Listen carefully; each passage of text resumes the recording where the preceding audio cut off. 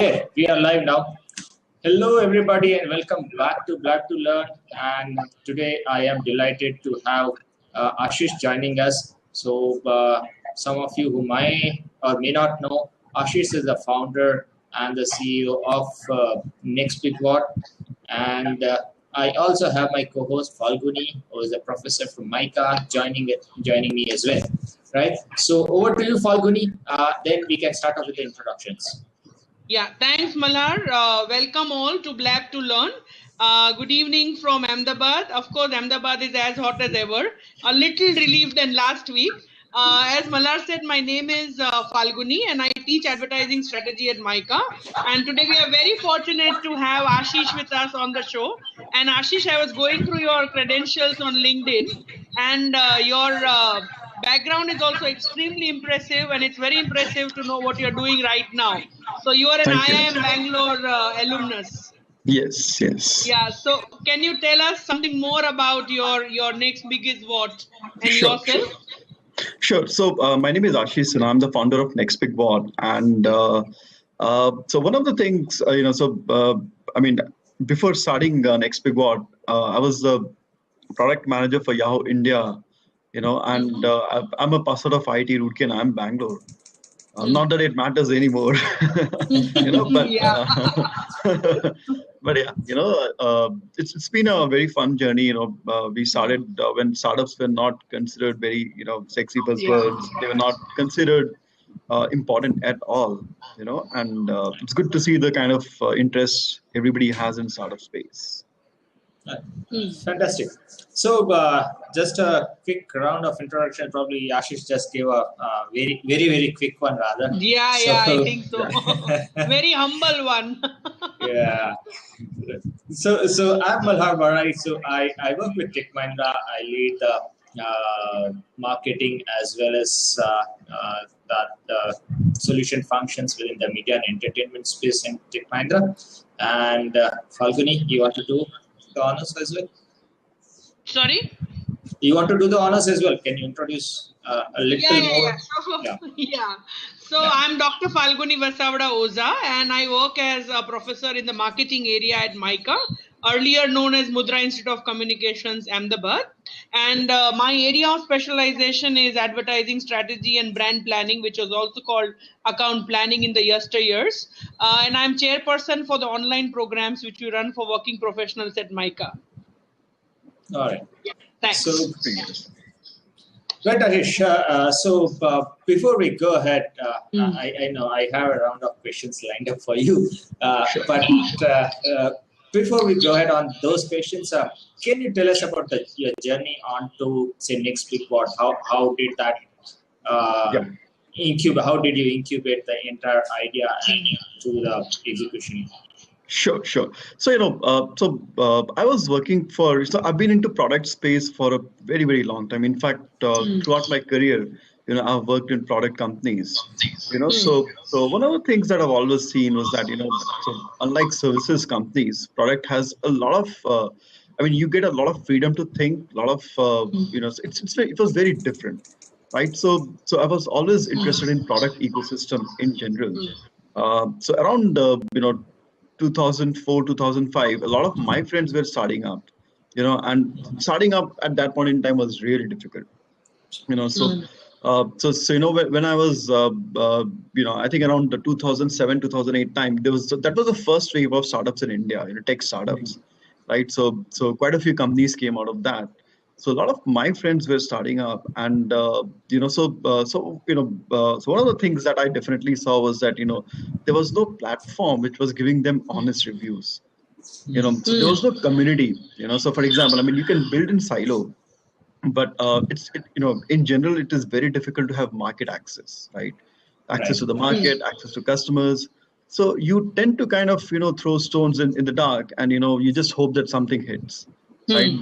So I saw that that's a big gap which was there in the ecosystem, and that's when I started Plugged In. So so Plugged In was basically you plugged into the ecosystem. You don't just meet investors, but you meet a lot of customers, friends, geeks. A very strong community. So we rebranded to NextBigWhat couple of years back, 3 years back. Primarily because plugin was extremely popular in the geek segment, and it was kind of becoming a silo, where founders were talking to other founders only, so involving the larger ecosystem, which is industry, is where NextBigWhat comes into the picture. So for example, we work with a lot of industry players and connect startups with these industries. So yeah, and I'm the single founder. This so we are bootstrapped, totally bootstrapped, not a single amount of money, you know, Wow. totally customer money, That's something very unique these days. Yeah, exactly. All right. Falguni, you have some questions to start off? Yeah, in fact, Ashish mentioned something in his intro that you started off when startup was not a very sexy jargon or a lingo. Yeah. Now, now, it has become very, very cool as something to do. So, like I remember in my days, people used to say, I'm doing commerce and I'm doing CA. And that CA never happened actually, but it was just a fashion statement. Similarly, today's startup, the culture itself has become so much of a fashion icon. So what is your take on it? How much youngsters are actually serious, prepared with tough business plans, revenue flows? What is your take? Because you have seen so many around. Yes. So I think it's a very good sign. When I say good sign, basically, so the best part is that there are a lot of people with very interesting ideas. In fact, just last month I was in IT Roorkee, and I was just blown away with the kind of startup ideas that these students had. Right. I'm from Roorkee, and I was in fourth year, third year. Wherever, we never had these ideas. We never thought on these lines, right? And kids these days are amazing, right? So I think that's the best part. The problem here is only that when startups become too sexy a buzzword. See, startup is a. If you look at a definition of a startup, it's a transition. You're transitioning into something else, right? You're transitioning into a big business, into a business, right? So you can't be a startup forever, right? So you have to make money. You have to have a business model. You have to grow, Yeah, exactly. So right now, I think the focus is not on growth. The focus is, startups is equal to funding, right? Correct. Startups is equal to a product launch, not product growth, right? So I think that's a big misnomer. That's a big confusion, which I really don't relate to, But honestly, it's always good to see people actually thinking of great ideas, So I'm quite impressed with the quality of ideas that I see these days. It's just that I think the whole cultural aspect of it, that I'm doing a startup, which means I have to raise money. I think that is totally wrong. You raise money because you need to grow, right? Because you want to raise money, you do a startup is probably not the right thing. In fact, what you are saying is very true, because the ability to dare, the risk taking ability has definitely increased now. Exactly. Vis-a-vis the conventional, career options. So sitting out from placements was not something which I would have ever dreamt of as a student. Exactly. So that is increasing. Yeah. Yeah, and it's cool, and it's fine. Yeah.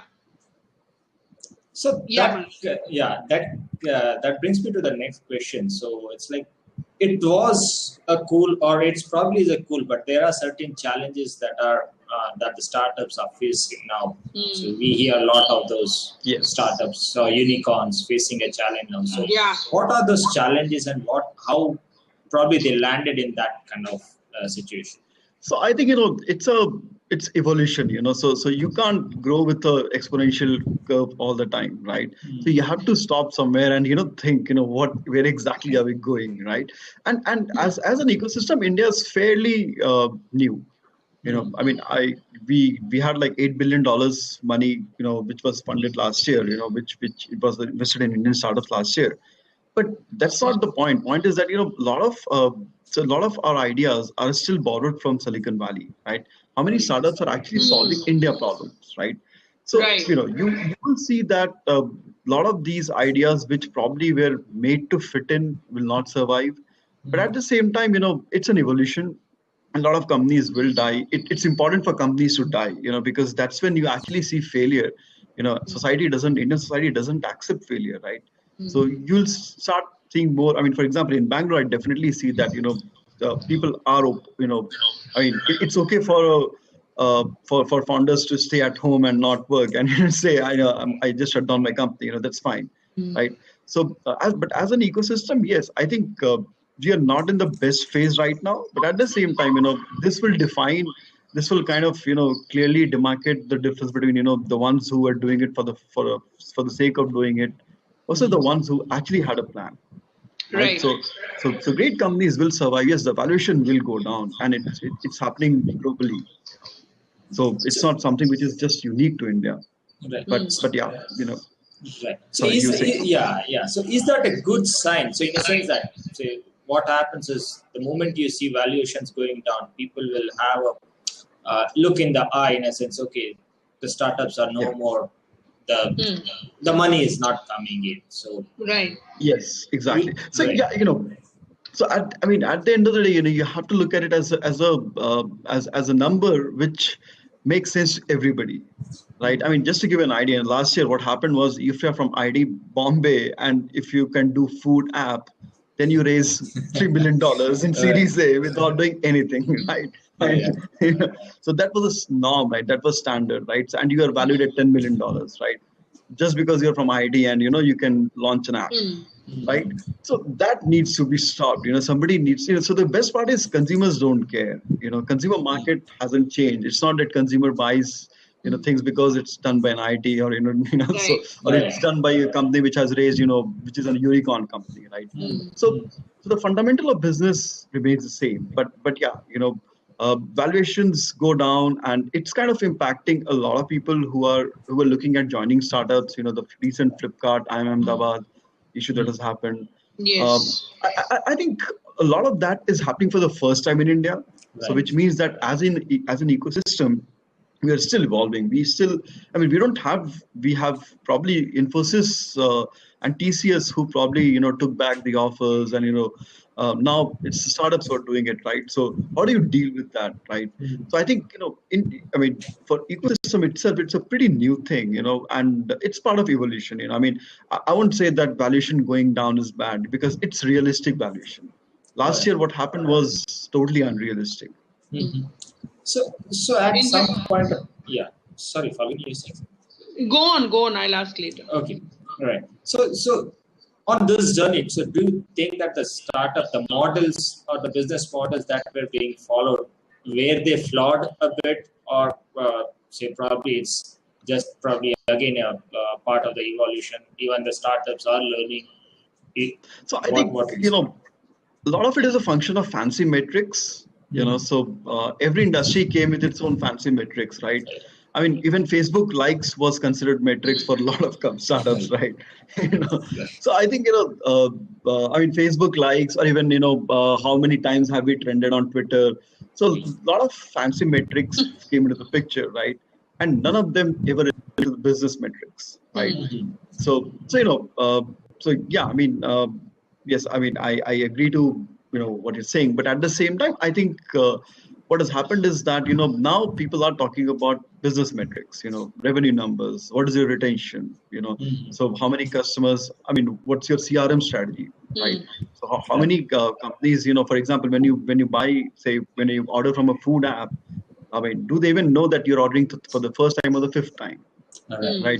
So what's? How are you integrating user preferences into your product, right? So a lot of those will come into the picture, and I think that will make it much more interesting. So I'm more excited about products now than what happened in 2015. Because investors and markets are actually forcing startups to think. Yeah, following. In fact, I had a follow-up question to what you said earlier. And you are very right when you are saying that right now we are copying what happens in the Silicon Valley. And there is a dearth of, new Indian ideas which will fit into the needs of our customers. So based on your experience, my question is, let us say there are some aspiring startups who are hearing us right now. What will be your advice to them? Is there a method to this madness to crack anything which is for India viable or not? Is there a research process that they can follow? So what will be your guidelines for them? So, I think basics of product, business hasn't changed, which is basically Right, product management, so right. you have to do product management, So when I say product management, what I'm trying to say is, go out in the market, talk to your Mm, focus group, talk to your target segment, right? I mean, how many companies actually know their target segment, right? So how do you mm. define the target segment? I mean, what is that Correct. one sentence definition of the target segment, right? The user personas, right? So a lot of those needs to be done, and I'm not saying that do it in a very theoretical way, So Mm. basically take out textbooks, and I mean, there's a lot Right, of material already available on the web. right, A right, lot of right. great founders from India and Silicon Valley, they have written stuff on this. We have a lot of stuff on Mm. this. So uh, I think it's really important to understand the product part of the business. That I mean, getting the product right, even if it's for a small segment, I think that's more important than building something which nobody uses, Mm. right? So even if you're solving for India, and India is a very tough market. I mean, we will pay 1,000 rupees for a movie ticket, but we won't pay 100 rupees for a song license for 1 month, Or right? a So delivery charge, or a delivery exactly, charge.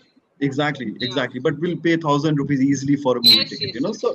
So we are a very different market. We are governed by a lot of emotions, so I think you also have to understand the consumer behavior. The same with enterprise industry, Yes, yes. understand the CIO behavior, right? So I think that is a lot missing in many companies. I mean, some get it really right, So I mean, I know a lot of founders who have actually spent time in understanding customers and then building the product. Also, I think based on the number of startups that I've seen and interacted with during various occasions, there are Mhm. startups who are right now too obsessed with the funding. So they Yes, wait yes. for the funding, they grow, they stagnate when the funding stops.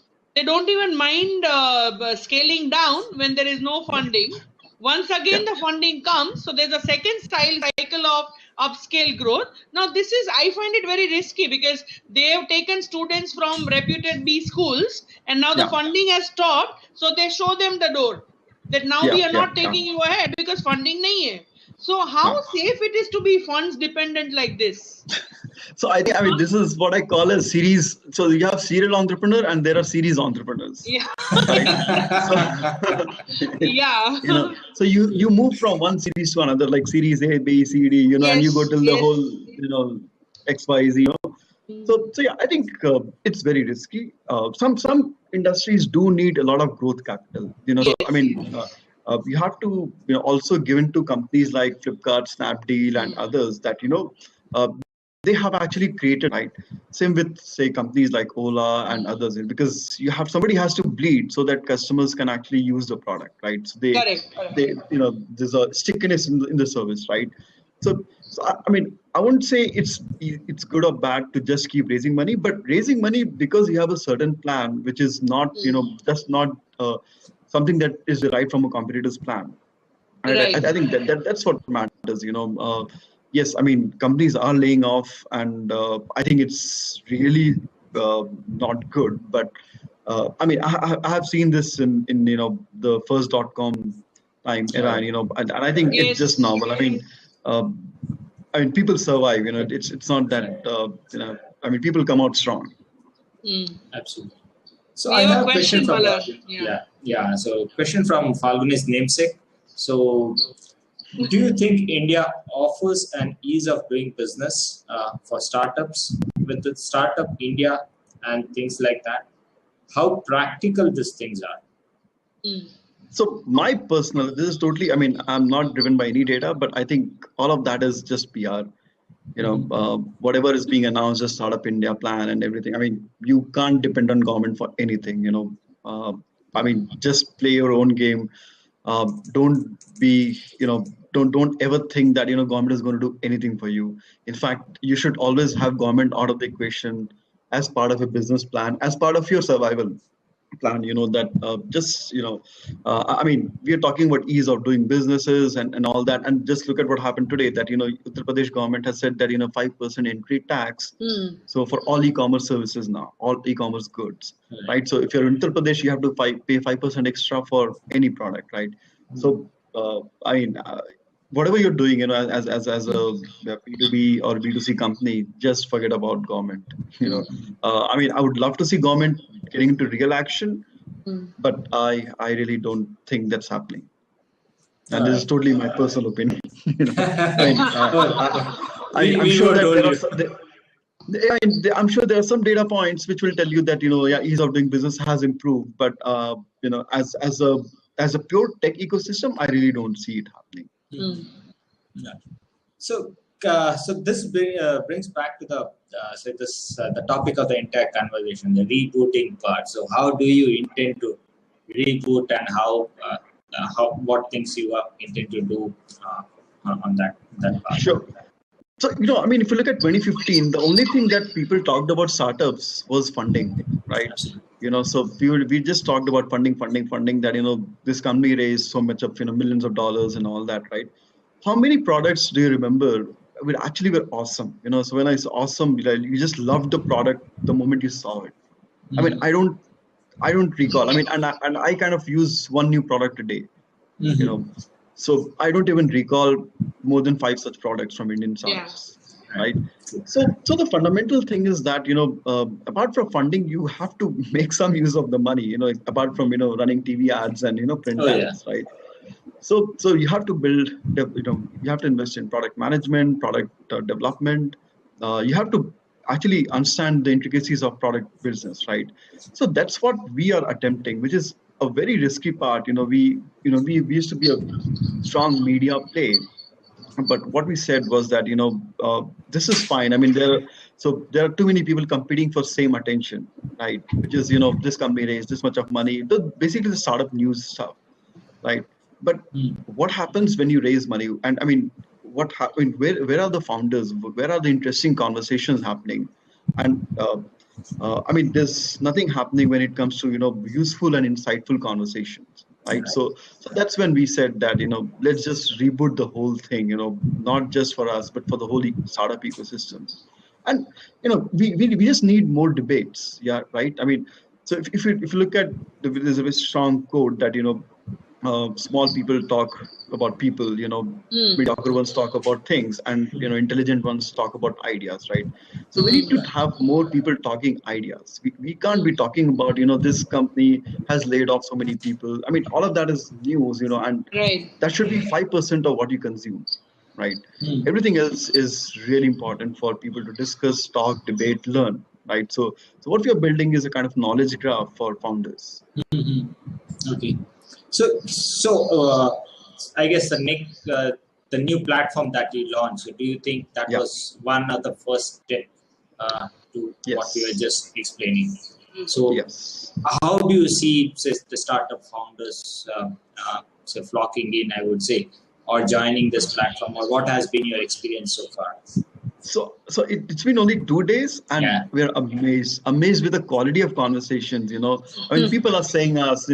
In fact, a lot of founders just called us and said that you should have done this many years back. So because everybody missed those conversations, right? So we I mean, there was a question around travel industry, and you can see the response, from founders who are doing travel startups, and we reach out to them. They just believe in what we are doing, and so they're contributing back to others. And it's not that one person knows everything. We all need to learn from each other. So the whole idea is to make it a place where any founder at any stage can learn, learn and contribute. So I guess one of the startup founder I met recently, he had a very interesting point to make. He said, we are no more competing against each other. It's more of a collaboration rather than competition. I guess that's holding true by what you say. Yeah, I think that is also happening. At the same time, I mean, a lot of them are being forced to collaborate by their investors, which is also good. But yeah, so I mean, this is one good thing which is happening, that a lot of startups are figuring out that you don't need to build the entire tech or marketing stack. You can use a lot of other startup resources, Yeah. right, at their platforms, right? So which is pretty cool actually. Right. Fantastic. So I guess we have another 4 minutes or less than 4 minutes to go on the show. So before we go, or before the time lapses, some final thoughts from your side. Say, what would your advice would be for the potential startup founders and even the ones who are established? That was my question, Malhar. You just read it right. I was about to ask as a final I think I think he hijacked your account. Yes. Techie guide. No, that's the problem being a co-host. Now we reach a That's So okay. I think Yeah. one of the things that I've always believed, and I keep telling my team is that let's keep main thing the main thing, because there are too many distractions. I mean, you get funded, and then Right. so much of press attention, so much of media attention, so whatever you do, there's so many distractions for you, right? Let's keep main thing the main thing. If you're in a product building phase, just build the product. Don't go and meet 100 investors, right? Because right now, I mean, you go to a lot of conferences where they all say that you can pitch and you can raise 100 k or 200 k dollars. So a lot of these are just distractions, right? So if you just focus on the main thing, keep the main thing the main thing, so I think that itself is a big deal. And I clearly see a lot of amazing founders just they're very focused. Yeah, Falguni, your chance. No, so I was going to ask that, as Malar said, that for the starry-eyed, startup guy, which there are too many right now, what will be like your 3-point advice, 1, 2, and 3, which they must do or keep focused on? So one is that don't I mean it's not about ideas, it's about execution, because a lot of these guys are thinking of just great ideas. We can do this, we can make another Facebook, another Twitter. You have to execute. Secondly, I mean, when it comes to execution, start with small proof of concepts. I see a lot of amazing students and amazing founders who want to crack the big market. The point is, big market is a superset of a small market, right? So focus on those small market, those small proof of concepts, right? Right. And the third part is that really take it easy, be okay to fail, be okay. I mean, just be fine with reinventing yourself, because a lot of people just keep continuing with what they're doing because they just think that if they change the track, everybody will write them off. Society will write them off, their friends, customers, everybody will write them off. So just be courageous enough to if you think that things are not working, just call it a shot, and that's fine. I mean, that's totally cool, because I mean, it's okay to fail, it's okay to change, and it's okay to pivot. So that's a fantastic point. That's a good one, yeah. So will we see NextBigWhat doing a lot of those lab sessions? It's a way to interact. Yes, would love to. I mean, this is something that we actually want to do. That bring in a lot of founders, have informal conversations. Right. No, so that's also something that we lack in the Indian ecosystem. Exactly. Right. So we are up on the hour. Thanks, Ashish, for joining us and sharing your thoughts. It was too good of you to accept at such a short notice and being here. Fantastic. Yeah. Thanks for inviting me. Thank you so much, Ashish, for joining in. I'm sure this is very helpful, because there are young people out there who are looking up to you. And as you said, IIT, IIM now doesn't matter, but I think you matter now for them as their alumni. I hope so. Be proud of that. Yeah.